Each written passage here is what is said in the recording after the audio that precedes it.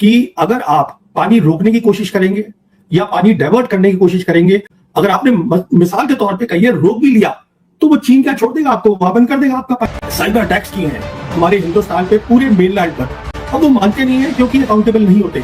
उन्होंने जो ये किए थे साइबर अटैक, उसका मतलब ये है कि उनमें काबिलियत है साइबर वॉर करने की बिना हाथ दिखाए हुए अपना, और पूरे हमारे देश में हमारे एटीसीज है, हमारी रेलवेज है, पावर स्टेशन है, हमारे बैंक्स है, एटीएम्स है, इन सबको वो बिल्कुल जाम कर सकते। ये अब जंग जो है हिंदुस्तान पाकिस्तान की नहीं है, इसमें चाइना भी इन्वॉल्व है, और चाइना के पास इतनी आज ताकत है कि उसको असला अपना भेजने की जरूरत नहीं है। हिंदुस्तान की जो फौज है उसके सामने 5 बड़े बड़े मसले खड़े हैं, क्योंकि उन्होंने कहा है चीनियों ने कि हम खड़े होंगे पाकिस्तान के साथ, क्योंकि आज चीन के पास काबिलियत है, वो round the clock surveillance Pakistan को प्रोवाइड कर सकता है, जो हमारे पास नहीं होगी। मतलब पूरा जंग का जो थिएटर है वो पाकिस्तान को दिखाई देगा, उनकी मिसाइल्स को गाइड करने के लिए उनके सैटेलाइट्स अवेलेबल होंगे, बेदू सिस्टम। तो ये तीसरी बहुत बड़ी दिक्कत आ गई है। जंग जब होती है हिंदुस्तान पाकिस्तान की, तो कितना आपके पास सामान है, because this is a war of attrition that matters.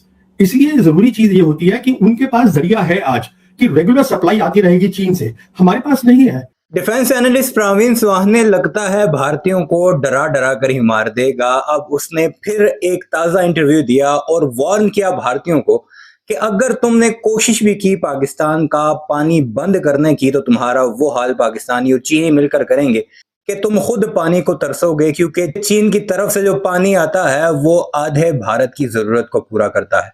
तो अगर चीन ने वहां पर पानी बंद करना शुरू किया तो भारतीयों की चीखें सुनने वाला भी कोई नहीं होगा, क्योंकि वहां पर तो कोई इंडस वाटर ट्रीटी जैसी कोई ट्रीटी भी मौजूद नहीं। चीन जब चाहे उस पानी को बंद कर सकता है। दूसरी अहम खबर कि पाकिस्तान ने साइबरली क्या कुछ काम किया भारत के अगेंस्ट, वो जब आप प्रवीण सुहानी की जुबानी सुनेंगे तो आप हैरान रह जाएंगे कि पावर स्टेशन हो, एटीएम्स, बैंक्स, रेलवेज, एयरपोर्ट्स और ऐसे बेशुमार भारत के जो इंस्टॉलेशंस हैं वो पाकिस्तान के अटैक के अंडर हैं, और पाकिस्तान जब चाहे वहां पर बैठकर उसे अटैक कर सकता है। यानी पाकिस्तान की जो साइबर आर्मी है उन्होंने भारतीयों को इतना हैरान कर दिया है। क्या कुछ कहना है प्रवीण सुहानी पाकिस्तान भारत कॉन्फ्लिक्ट को लेकर, इस वीडियो में आप वही सब कुछ मुलाहिजा कीजिए। उन्होंने ये कहा है हमसे कि अगर आप पानी रोकने की कोशिश करेंगे या पानी डाइवर्ट करने की कोशिश करेंगे, तो वो एक ग्रेविटी से पानी आएगा।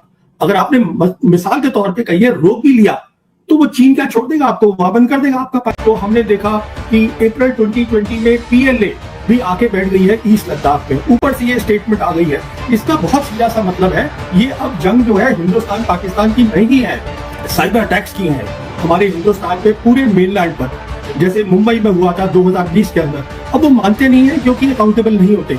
उन्होंने जो ये किए थे साइबर अटैक, उसका मतलब ये है कि उनमें काबिलियत है साइबर वॉर करने की बिना हाथ दिखाए हुए अपना, और पूरे हमारे देश में हमारे एटीसीज है, हमारी रेलवेज है, पावर स्टेशन है, हमारे बैंक्स है, एटीएम्स है, इन सबको वो बिल्कुल जाम कर सकते हैं, बिकॉज वो इक्का दुक्का घूम रहे हैं, चार घूम रहे हैं। तो मोदी सरकार की कोई गलती नहीं है इसमें। आप ये कह रहे हैं कि कोई भी सरकार होती इसमें तो वो यही करती, खासकर मोदी सरकार की कोई गलती नहीं। तो अगर आपने अपनी ताकत बनाई होती इस 34 साल में कि हम जो है उसको डरा सके। अब देखिए चीन आज हमारी जमीन पे बैठा है, क्या हम चीन को भगा पाए?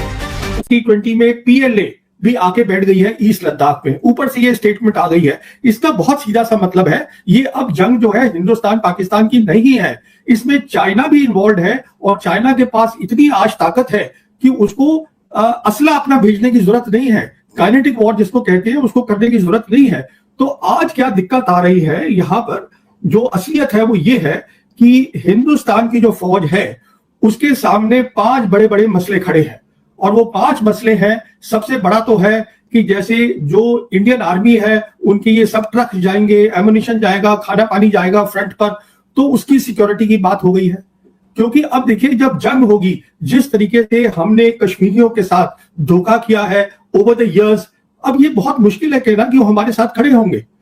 तो इसलिए सबसे पहले तो यहां पे देना पड़ेगा जिसको हम बोलते हैं काउंटर टेरर ऑपरेशन जो हो रहे हैं, जिससे कि हमारी लाइंस ऑफ कम्युनिकेशन सिक्योर हो। इसमें बहुत सारी फौज लगानी पड़ेगी, पहली बात। दूसरी बात यह है क्योंकि उन्होंने कहा है चीनियों ने कि हम खड़े होंगे पाकिस्तान के साथ, तो जो चीन का फ्रंट है वहां पर वो अपनी हरकत शुरू कर देंगे। उसका मतलब ये हुआ कि जो हमारी जितनी भी हमारे पास ताकत है उसमें से आधी से ज्यादा ताकत हमें वहीं छोड़नी पड़ेगी, वो हम पाकिस्तान के फ्रंट पे नहीं ला सकते। क्योंकि ये खतरा नहीं लिया, चांस नहीं ले सकते कि चीन क्या कर दे। ये दूसरा मसला है। तीसरा मसला तो जंग है ही है जो होगी हिंदुस्तान पाकिस्तान की। यहां भी दिक्कत है, यहां दो बड़ी बड़ी दिक्कत है। पहली दिक्कत यह है, जैसे मैंने आपको बताया, जितना भी हमारे पास सामान है वो फाइनाइट है, ये नहीं है कि अनलिमिटेड है। उसको हमने वहां छोड़ दिया चीन के फ्रंट पे, तो वैसे ही हमारे पास चीजें कम हो गई।